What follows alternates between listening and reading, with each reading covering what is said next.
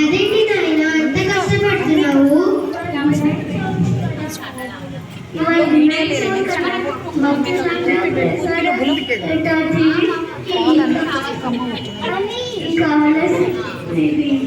అక్కడికి వెళ్ళా స్టేజ్ పై నైవేద్యంలో వీడియో చూడే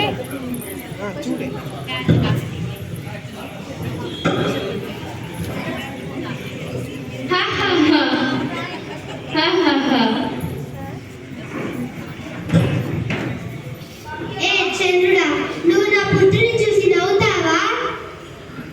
క్షమించు తల్లి, తన పొట్టలో నుంచి ఇంద్రాలోస్తం చూసి నవ్వొచ్చింది. స్వామి, ఏంటి ఇప్పుడు మన పాలన పరిస్థితి?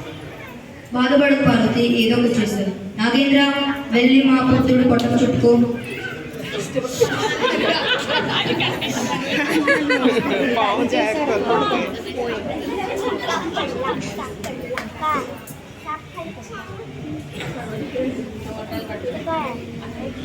చంద్రుడా, నువ్వు నా పుత్రుని చూసి నవ్వావు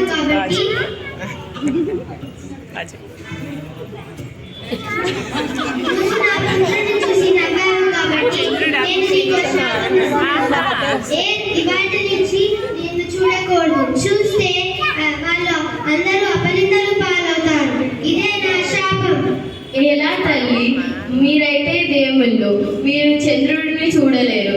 కానీ సామాన్య ప్రజలు ప్రతిరోజు చంద్రుడిని చూస్తారు. వాళ్ళందరూ అపనిందలు పాలవుతారు కదా తల్లి.